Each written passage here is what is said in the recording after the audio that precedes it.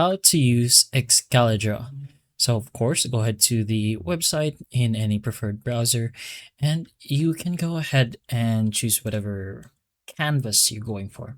To the top over here, since we don't have anything in our canvas yet, and it would look like our canvas is stayed still. But now that we have something, as you can see, we are able to choose our canvas and move it around. So on the top over here, we have a few drawing tools. We have a rectangle, a diamond, a circle, some arrows, a dash or a line. We have a pencil, so you are able to freestyle text.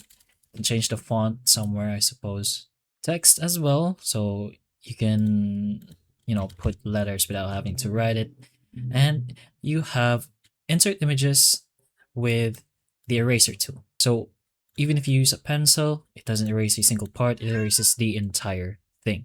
You also have some extra tools here on the top right, like frame tools or laser pointers.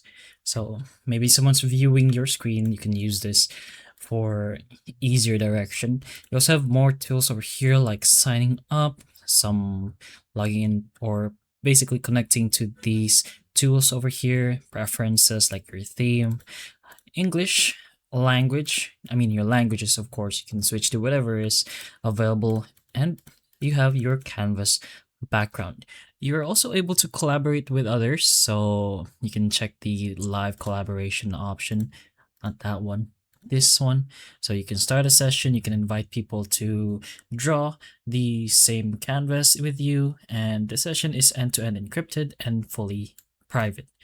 But anyways, you have Excalidraw Plus here. You can take a look at this. If you want more features, then you can consider this as well. And finally, you can share your canvas or whatever you've done. You can use it as a shareable link, export as a read-only link, or you can do this option, which is basically the live collaboration, but if faster, access.